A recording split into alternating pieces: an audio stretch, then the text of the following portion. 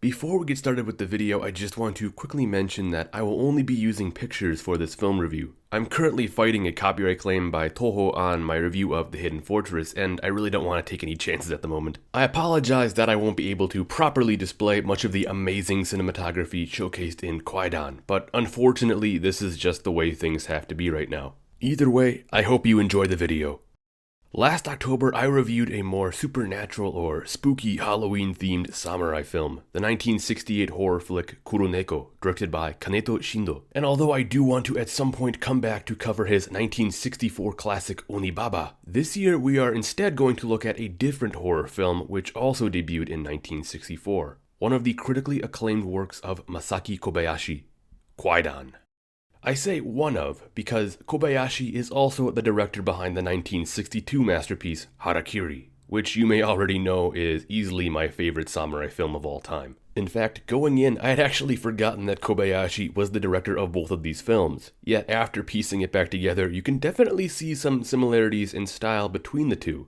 However, before we dive into Kwaidan and start discussing one of the most unique Japanese films I have ever seen, I want to first introduce to you my guest who will be joining me today in discussing the film, my friend Mack Schaefer. Hey, I'm Mac.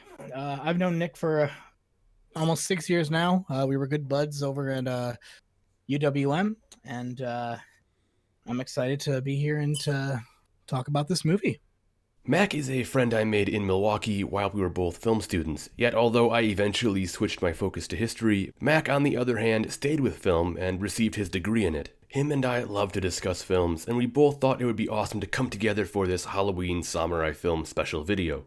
So yeah, this one will be a little bit different than my other reviews because instead we are going to be both having more of a discussion about the film and what makes it so unique. So you may get more of a podcasty kind of vibe from this one. In fact, if you even want to, you can just have it on in the background. Also because of this, this video may be a bit of a longer one, so I'll be putting timestamps down below so that you can easily find a certain point in the video that you want to watch, because Kwaidan is actually a film that is broken down into 4 separate stories. But as usual, I also want to throw out a spoiler warning before we go any further. This would be a very difficult film to discuss without really getting into it, so there will be spoilers ahead. So with that said, let's get started. Kwaidan, a film which its name can be loosely translated to mean ghost stories, is a movie that just emits this aura of eeriness. It's not an outright scary film, yet still, throughout my time watching it, I consistently felt like something was off. Not only was this feeling generated through brilliant storytelling and cinematography, but also propelled by a score composed by Toru Takemitsu, which if you've ever heard anything by Takemitsu, you would know exactly why he is a perfect pick for a film like this. His music, although beautiful, is immensely unsettling. The film itself is loosely based off of the 1904 book by the same name, Kwaidan, Stories and Studies of Strange Things, which was actually written by a Westerner named Lafcadio Hearn, who is interestingly enough a significant figure in history who would become well known as one of the most famous of the early Japanophiles. In his book he tells 17 different stories, most of which originating from Japanese folktales, yet others were pulled from Chinese myths or even several of them actually being from his own invention, recounting events he experienced. The film, on the other hand, only tells 4 stories, and although 2 of which are directly from Hearn's book, The Woman of the Snow and Hoichi the Earless, the other 2 stories, The Black Hair and In a Cup of Tea, are adapted from other works. Each of these stories was chosen for a specific reason. Not only do they each give off their own unique disturbing tone, but they also each stand to represent the changing of the seasons throughout the year. Yet to get a better idea of each tale, let's dive in now to discuss each of them. The first story we are told is actually not from the original book. This is the tale of Kurukami, or the Black Hair. The Black Hair follows the story of a samurai who is down on his luck living with his wife in a it's actually a large manor. It's not like a small house. It's a larger rundown, looks like a country estate near Kyoto. However, he's very, very unhappy with his current life, and he decides to get a position with a much more well-established family.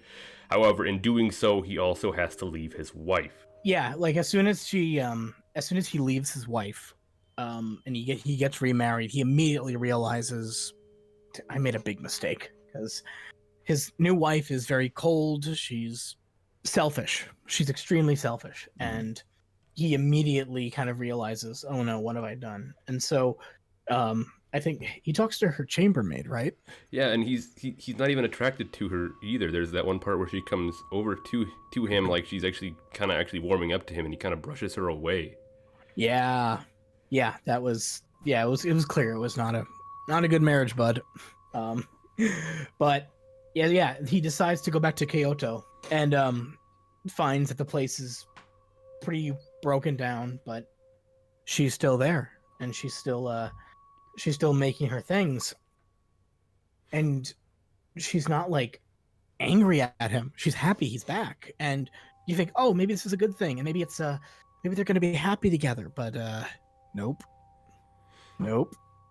Yeah, I was actually, because I was expecting, is she going to be a corpse? Is it going to be coming back to a skeleton? And I really actually was fooled when it's actually her, like when he comes back, and I was thinking this can't be real. This cannot be how it's going to go down. Like there has to be, and there's a scene when he's holding her initially, where like the camera cuts, and I thought right there he's gonna be holding a body, he's gonna be holding like a skeleton or something, but no, it's still her, and it doesn't. The same thing. Yeah. But there's a little bit of that, and actually I wonder if that was intentional or if it was something that it just I noticed with this first story, it had a couple weird cuts where like the camera positioning didn't seem like it changed all too much, but still there was a cut, and I don't know if that was intentional or not. 'Cause I didn't notice it in as many of the other stories past this one. Yeah, I know what you're talking about. I thought at first, because I know when this movie first came out, at least when it came to America, they completely cut out one of the stories for the American audiences because they didn't like how long it was. Yeah. And at first I thought, oh, is this what they're talking about? They cut out like whole thing, like a couple bits here and there, but apparently not. This is like the full-on roadshow version from Japan. So yeah, didn't they cut out a bit from the next one, the Woman of the Snow? they cut the entire piece out. Really? Yeah, which is sad because that's actually one of my more favorite from the movie. So, but we can get into that.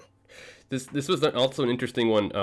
It made you kind of look around for what time period it is in particular. It's very Kamakura period. This is you can easily tell what period it is in a samurai film first by looking at the clothing, but the big key giveaway, if there's at least a samurai in the footage of it, is looking at the sword. Look at the sword, and immediately you can tell what period it is by what kind of sword they're wearing. And in this, they use a tachi, which the blade points down. It's actually a little bit slimmer and longer and more curved, but the blade points down, and that's the key giveaway that this is prior to the Sengoku Jidai. This is not. It could be early Muromachi period, but I'm pretty confident in saying that it's Kamakura period. So that would be the 1200s. Wow. Early 1300s. Because after that point, then you start seeing the katana finally, and that's what's interesting about Kwaidan is that each story in it is actually set in a different period. Except I think the third story is also in the Kamakura period, but you gotta be kind of observant to kind of see like, okay, this is obviously this period. But it is interesting because the whole dynamic with him trying to go and get a better life working with this samurai clan. They don't ever give too much detail into it, but it's interesting how he gets married into that, and he's trying to improve his life, but he can only think about what he left behind, and that's what I kind of really identified with in this one, and how it's the biggest mistake he ever made. Indeed, and I like how, like, once it's finally revealed, like the mistake just catches up to him with his age, because. Like, I thought, like, when I first watched this, because I first saw this movie, oh God, maybe 5 or 6 years ago. Mm-hmm. And I had read it as when he promises himself to her again. I guess I had thought she had said that, like, we'll be together forever. And that's why when he finds out she's a corpse, he just ages immediately because he's aging with her. Oh. But I'm not sure that after watching it again last night, I'm not quite sure that's what it was going for. I didn't actually know what it was because I mean at first I thought okay he's scared to death, he's turning pale, but then his hair turning white, falling out. I thought it was just him being completely overtaken with not only fear but going insane. Yeah, That's what I thought, but it just is happening so much that his forehead taking a different shape and withering away, and that actually makes a lot more sense now that we'll be together until death, and she's already dead, so now he's gonna wither away. That makes a lot more sense. yeah. I didn't catch on to that. Interesting. I do love this one a lot. The only thing that doesn't work for me is when the black hair attacks him, because it doesn't look like that. It looks like an overgrown tribble attacking him, and I couldn't really buy that. It's kind of awkward. But yeah, like another thing that I liked a lot about this piece is how there's a lack of sound, and like you have the score by I know I'm gonna pronounce this wrong, Toru Takemitsu. Yeah. Which it's very it's almost avant-garde in how it plays in certain areas, and how it's mostly like there's no sounds of like walking on the floor. There's no sound effects of them running. It's all very quiet except for that music and the occasional scream or shout or the character talking. So that helped. I think that helps add to the altogether the folk tale aspect of it. How it kind of feels like it's not like, and you're not in the story, you're being told the story, kind of a thing. It's yeah, I completely agree, and it also for me I've listened to Takemitsu a bit in the past. I've actually used his music I think in a couple of my videos, but definitely one of the most strange composers you'll ever listen to. His stuff is it's purposefully unsettling, but it's also it lends itself so well to this story because it's beautiful music, but it's also it definitely puts you in a certain tone and in the state of mind, and this movie together with his music is kind of perfect for each other, I think. Yeah, absolutely. Next up, the second story in the film, which is taken from the original book, is a bit longer and is the only story in the film that has absolutely nothing to do with samurai. This one is Yukiona, or the Woman of the Snow.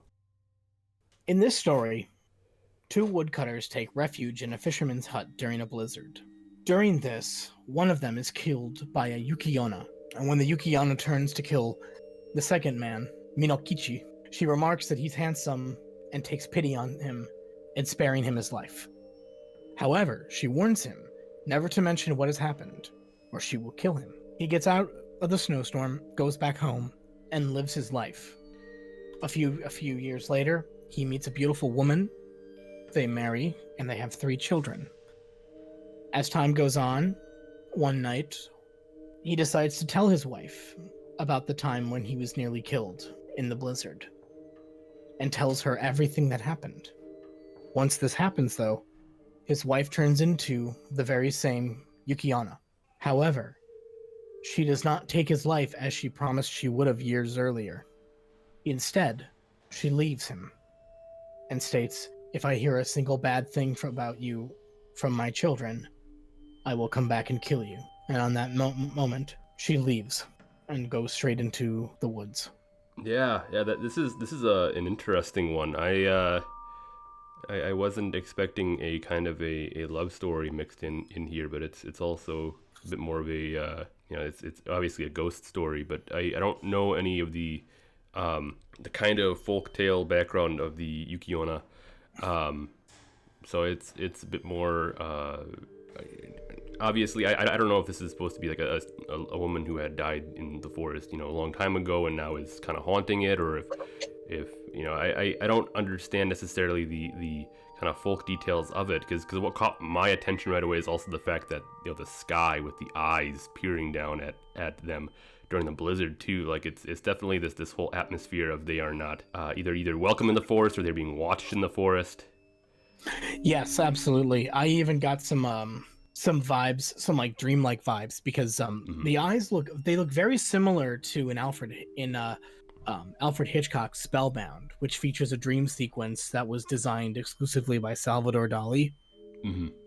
Now I know like this movie isn't really influenced by that, but that's all I could think about watching it, and it definitely has a vibe of I took the vibe as they're being watched, and there's something watching them, and I was assuming this entire time that it was the Yuki-onna that was watching them, and then finally once they were ready to die, that's when she made herself visible.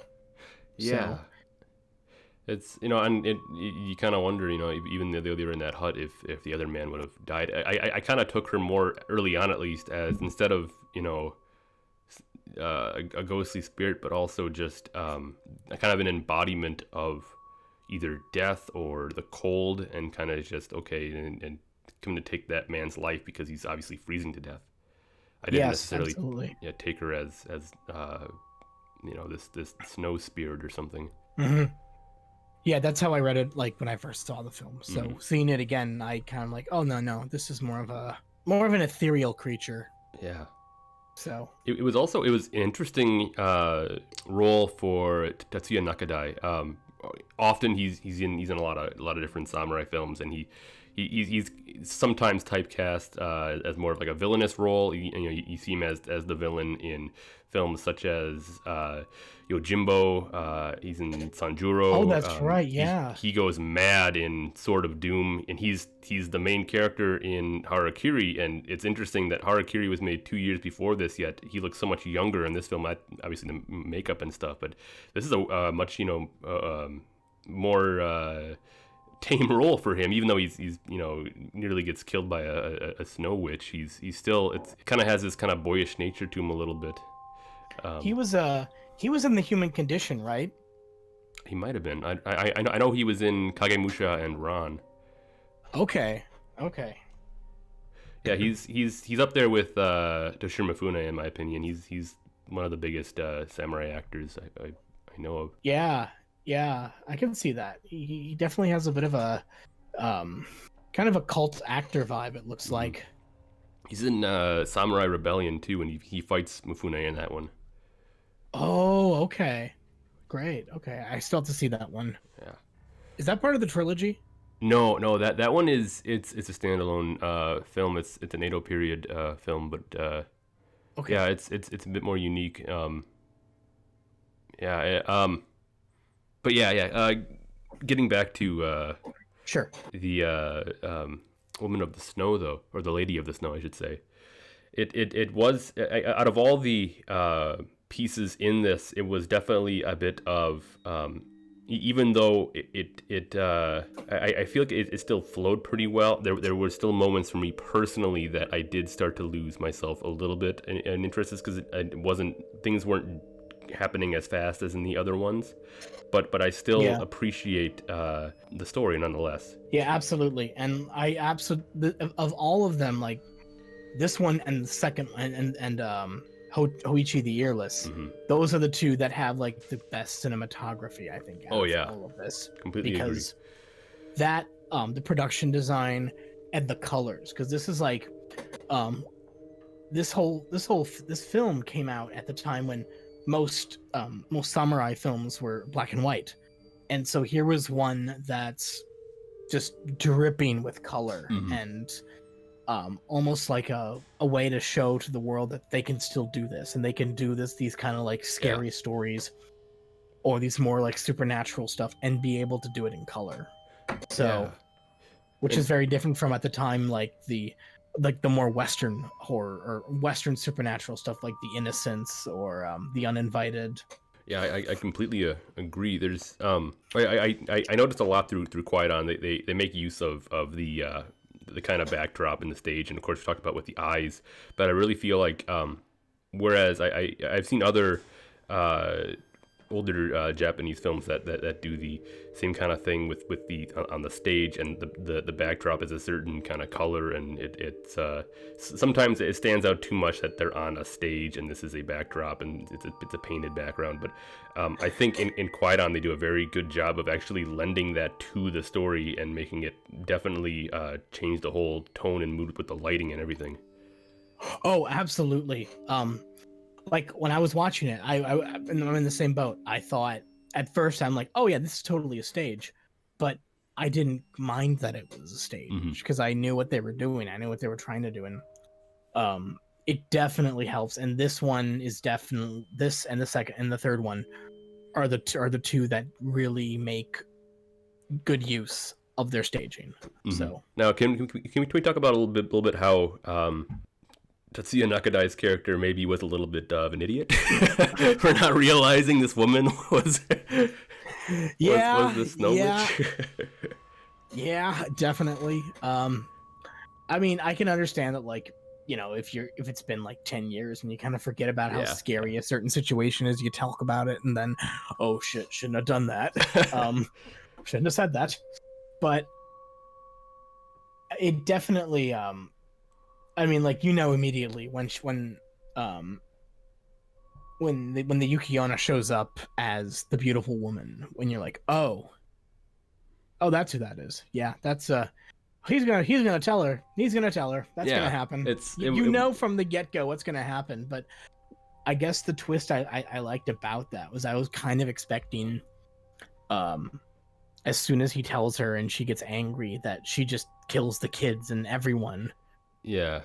But she didn't. No, she spared the kids, and she spared his life for the sake of the children, which I liked that very much. I think that the thing that for me tied it all together and made it all, and because I feel like it, for me, it would have been a bit more of a kind of, you know, like kind of dumb in a sense with him not realizing the thing that tied it together for me and made it so much better was at the end when he puts the sandals out and she takes them, because then it made it clear in my mind, oh no, she still does care for him, she still does care for this life that she made with him. It's just he made a deal not to mention what happened, and he broke that. And you know, maybe on his part, he could have played it a little better and be like, oh, I'm not just telling it to anybody, I'm telling it to you, like knowing it's obviously her. But he definitely didn't play his cards right in that conversation, I don't think. Yeah, definitely. Next up, the third story is also from the original book. This one is actually one of the more famous Japanese folktales, but it also goes to encompass the story of one of the most well-known battles in Japanese history. This is the story of Mimi-nashi Hoichi no Hanashi, or Hoichi the Earless. So this is an interesting story because it first tells you the story of the Battle of Dan no Ura, which, if you know anything about samurai history, is extremely important, and is incredible that we actually get to see a version of it depicted here, which I really loved. But the story actually takes place after the Battle of Dan no Ura, which I assume it takes place also during the Kamakura period. This is a little bit harder to pin down because you don't really see anything that stands out for what year it is, besides when you see at the end some samurai wearing tachi, so you can assume that it is either early Muromachi period or potentially probably in what I'd say Kamakura. But anyway, this is about this blind, I think it's hard to tell if he's a monk just yet. He's definitely living at this monastery with monks, among monks. He's a biwa player, and he's very well known for being a very good biwa player, storyteller, presenter. He is so well known that even ghosts know about him, and these ghosts from the Taira clan come and actually start requesting he come and play for them. Of course, he doesn't know that these are ghosts because he's blind. So he goes willingly with them and is every night leaving the monastery or temple to go and play for these ghosts. And eventually, the head of the temple or monastery, played by Takashi Shimura, if you recognize him, he's in everything. He realizes that, oh, you're leaving every night, you're turning more pale. Where are you going? This isn't right. You know, I can send someone with you. But of course, Hoichi, wanting to respect the people he's playing for, who told him not to tell anybody, is completely secretive about why he's leaving, where he's going. Of course, only after he gets followed one night does everything kind of get exposed. He's actually playing for a whole court of Taira ghosts, and it's so incredibly interesting to see the child emperor on Toku and this whole dynamic Taira court with all these Taira samurai who drown themselves at Dano Ura. It is so cool to see this, and he gets ripped out of it, of course, by the people who came to rescue him. And then later, he has to be kind of cleansed in a way, or they have to expel the ghosts who are trying to use him for his musical talent, which is funny that these ghosts only want him for his musical talent. But they write this sutra all over his body, and he has to sip in a very calmly and wait, and this ghost that will come to get him like they do every night. However, the ghost will not be able to see him because he's covered in this sutra. And of course, the only thing that I can think about is in Avatar: The Last Airbender with Ko the Face Stealer. You gotta just not have any emotion. You gotta remain calm. The ghost cannot find him. However, the monks made an error when they were covering him with the sutra. They didn't cover his ears. So in order to kind of display that this ghostly samurai did his work in trying to go find Hoichi and he couldn't find him, he takes Hoichi's ears and goes back. So then you have this whole thing of Hoichi the Earless, and he is this, all of a sudden the temple he's at becomes very well known for this story, and gifts and donations and visitors and all sorts of people start coming in, and Hoichi becomes famous. This is a very interesting story. I love this one a lot. I wish this was the whole movie, to be honest with you. I think what this is probably like when everyone thinks about this movie, this is the one tale that everyone thinks about. And I think one of the things that it's like the pro and the con regarding this one is how the fact that it's about an hour and 30 minutes of the movie. Yeah. And like the other ones, like the first two are about 30 minutes each, and the last one, it's like 20 minutes, I think. I think that the Lady of the Snow is also about it's a little longer also, because I was trying to compare them in time when I was watching it, and I do think Hoichi is the longest, but I think the Lady of the Snow is also up there too. I'm not entirely sure. Okay, wouldn't surprise me.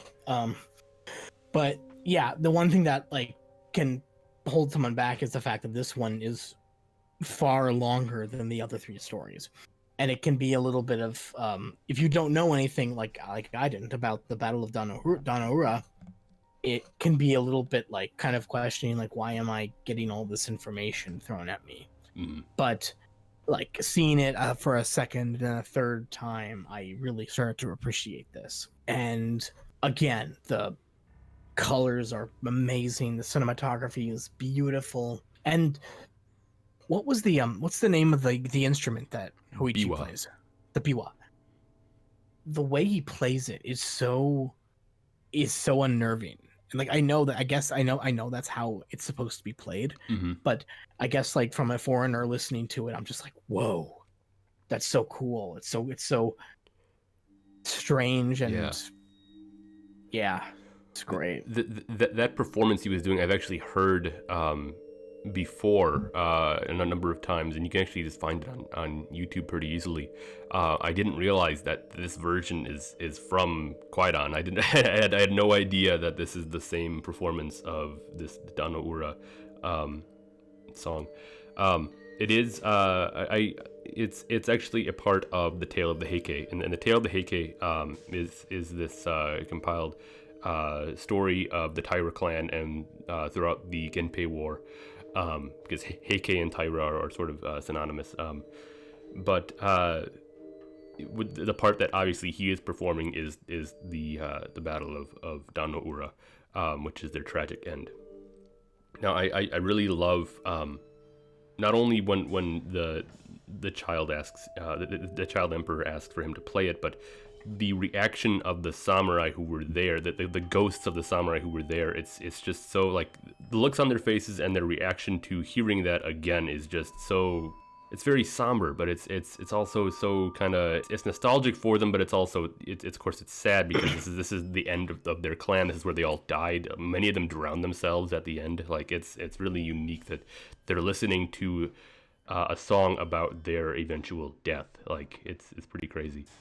Yeah, God, I never really thought of it that way. Wow. Yeah. Because when there's the whole thing about on Toku that the child emperor there was Taira born, and that was the whole reason why the Genpei War started, was because the Taira clan, which was the first ever samurai governed clan, was trying to put a Taira born child on the imperial throne. And that's why everything got out of whack and the Genpei War started, and they lost. And at the end of the Battle of Dandaura, of course, as you saw in the film, the child and the grandmother throw themselves into the water, and followed by all of the surviving Taira samurai all hop in as well. And I love that at that point in the film when they're showing that the water is just blood red. It's so and red is also the color of the Taira clan too, so that's also very interesting to think about. Indeed, yeah, that was truly. I forgot about the red water. Yeah. But I also love how, again, this is another one of those parts of the movie where they use the stage to their advantage. Oh yeah. Because they're on like a little pool set, but they make the most of it, and you feel like you're in the sea. You feel like it's all there, and it is fantastic. I really love the in the opening when he's playing the song, how there is no other sound. Once again, it's like what you're talking about with the black hair. There's no other sound, and it's just except for him playing. And there is, you see this scene of these warriors beating these drums. Of course, you can't hear the drums, but you see them beating the drums, and you can obviously hear what's going on in your head, but all you hear is him singing, and it's so well composed. Yeah, absolutely. And I also really like of course you mentioned the cinematography, and I love, I was taking note because I rewatched Hoichi the Earless again last night. It's interesting how many times the camera zooms in on Hoichi when he's either listening to something or he's something's happening and wants to focus on Hoichi, and it happens several times where the camera just he's just standing somewhere, he's turning and he's listening, and you see the camera just zooms in on him, and it's very subtle, but it does work to look closer. What's he listening to, what's he thinking about. Yeah, I agree with you there. It's great how again, maybe you can explain this part a little more to me. When he's in the middle of the performance, the court changes, and then suddenly there's like a bunch of dead bodies around the court. I was confused about that. I was wondering if you could explain that to me. I think, okay, so I was wondering about that too, not the body part, but there's a part where what's in front of him is no longer the child emperor on Toku, but instead it is what appears to be, and I could be wrong about this, but I think it might be Taira Tomomori, or whoever the Taira clan leader at that point is. I'm trying to remember the name of the Taira leader, because the leader of the family was, of course, at the battle, and I think that might be the Taira clan head and his warriors. So it's like he's not only playing for the emperor, he's playing for these warriors, and there's the kind of who he's facing changes throughout his performance, and he's facing all of a sudden then the warriors and the Taira clan head, and then by the end of the song, and he's getting to the part where the Taira are defeated, then all of a sudden there's still the court, but now there's all these bodies with arrows, and it's like he's gotten to the end, and it's expressed upon the stage of all the dead. So that's how I was interpreting it. Okay, that makes sense. Yeah. Okay, cool. Yeah, and like I was saying, I think this is when I was doing some background reading, this is actually a pretty popular. It appears to be a pretty popular folk tale, and there's actually a lot of kind of performances of it you can see in Japan. And it's interesting to hear about, and it's one that I think could have been a whole standalone movie, not only because it was the longest of the stories, but it definitely lends itself to being its own thing, and I think could have been its own separate film, because it was so, for me, I know it was the longest, but I think it also personally was the most intriguing out of any of the 4 stories. Yeah, I agree. It's this one, Women in the Snow, and then Black Hair, and then In a Cup of Tea, which we're just about to get into. Lastly, the 4th and final story of the film is one of the strangest. This is a shorter story which actually is not from the original book at all, once again. This is the tale of Chawan no Naka, or In a Cup of Tea. Anticipating a visit from his publisher, a writer talks about an old tale of an attendant of Lord Nakagawa Sadono named Sekenai. While on his way to making a New Year's visit, he halts with his train at a tea house. And when resting there, he sees the face of a man in a cup of tea. And despite thinking, that's weird, he drinks from the cup. And later on, this same ghost reappears to him and calls himself Hinai Shikibu. When Sekenai runs to tell the other attendants, they all think he's crazy and say he's seen things. Later that night, he is visited by 3 ghostly attendants. He duels with them and is nearly defeated. However, the tale ends before things are resolved, and it suggests that the author couldn't write a complete ending and preferred to leave the ending to the reader's imagination. At this point, the publisher arrives and asks the madam for the author, and they both cannot find him until they look into a jar of water and find he is trapped within. So, of all 4 of these stories, I think we can both agree this is the weakest. Yeah, what the hell was this one? That being said, the ending is probably the most creepiest thing in this movie. I can agree with that. Yeah, it was, yeah, definitely. Because, like, the rest of them, like the rest of them, they have more of a cautionary tale vibe to them. This one, I don't know what's going on. I'm assuming that the man in the cup of tea, that's like a story within a story. Yeah. And like, I guess the author, while writing down this story, got like cursed and ended up in a jug of water. Which, I mean, that's the last thing I'd ever want to be trapped in. But, yeah, it's wacky. Yeah. And yeah, this is the one where it was the hardest, I think, for me to follow. Same, yeah. This definitely is one that is, this one is set during the Edo period very clearly.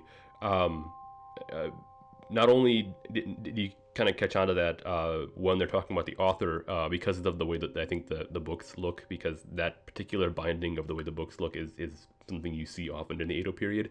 But then when you get into the sub-story of the samurai who is seeing this weird guy in his water or tea, once again, look at the swords. Very clearly they're wearing katanas. Very clearly this is the Edo period. So I definitely had no idea what was going on with that guy in his drinks, then coming to him.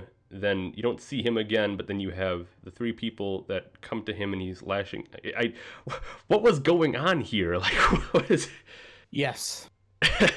Yeah. Yes. Like, that was the one thing when I was like, okay, he's a ghost. What's he doing here? And then all of a sudden these 3 other guys show up and I'm like, oh, what are they doing here? And then they fight and somehow the ghosts almost beat him. And then, oh, that's it. That's how it ends. And then you're back with the author.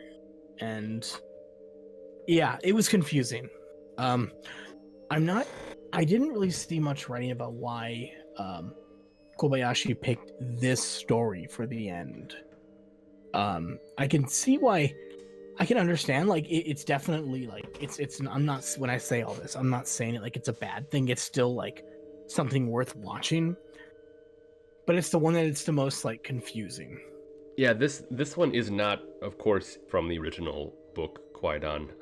This one is something, of course, that Kobayashi added, and it definitely must have some deeper meaning there must be something that you can explain from this. So if anyone watching this knows what is going on in this one and understands it better than we do, please comment and tell us what we're missing, because this is one of the hardest ones to decipher. Of course, it may just be that it's a weird story that the author didn't know how to finish, and he himself fell into his own work. Who knows? Possibly. That would make sense too, yeah. But anything else to say about this one? Not really. Like I said, it feels like the most off out of all of them. But that final shot, like, still puts a shiver down my spine when I watch it. Yeah, and I love that we see everyone's reaction to it first, so it builds up this tension of, oh my god, what's in there, and then yes, you see it, and then but on top of, you wonder, is it a body? Is it going to be him just like staring up at you? But it's not only is it not what you expect, but he looks so different also, like the way his skin color, his hair, everything just looks so distorted, and it's kind of creepy. Indeed. It reminded me of kind of the dead marshes in Lord of the Rings a little bit. Oh, definitely. Yeah, I didn't think about that. Wow. Yeah. What were those marshes called? Were they literally called the dead marshes? The dead marshes, yeah. Okay. Yeah, definitely. Yeah, that makes, yeah, indeed. Yeah. No, that's all I really gotta say about that one. Alright, so now that we've gone through each of the stories in Kwaidan, let's now talk about our final thoughts on the film and what we thought about it. Once again, this is not going to be like my other reviews. I'm not going to give a formal rating because each story is different. So instead, I'm just going to give my final opinions here, and Mack is as well.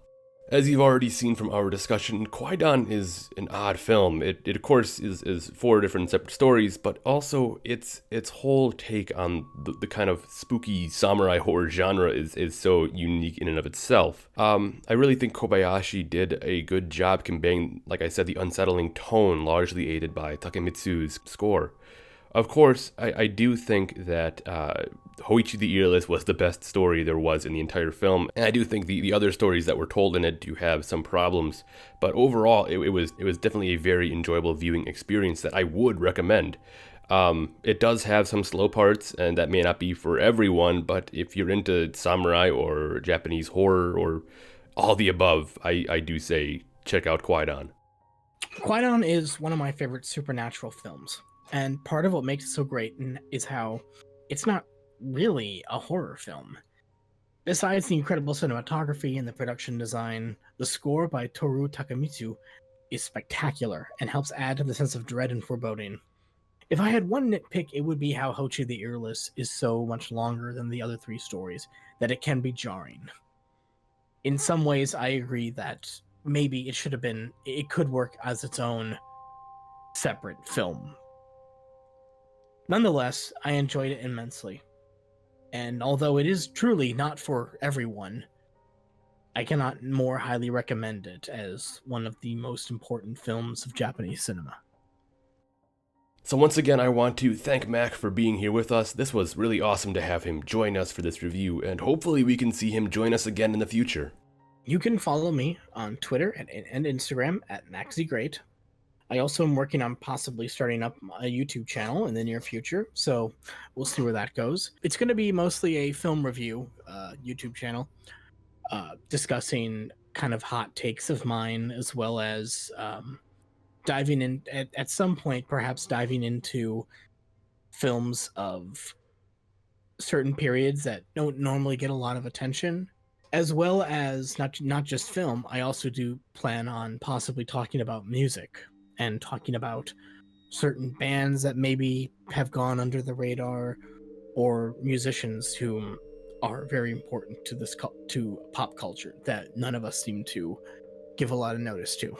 So that's in the works. I don't expect it to be coming to fruition in the next couple of months, but we will see where it'll be in around 6 months, I'd say. You can also find me on Vimeo and look at some of my short films. I do plan on putting a couple of projects of mine up on there by the end of the year. So with that all said, have you seen Kwaidan? If so, what did you think about it? Or even if you haven't seen it, What are your thoughts on it now? Let us know in the comments below. And as always, thank you for watching, and don't forget to like, subscribe, and ring that notification bell if you enjoyed this video and found it to be most interesting.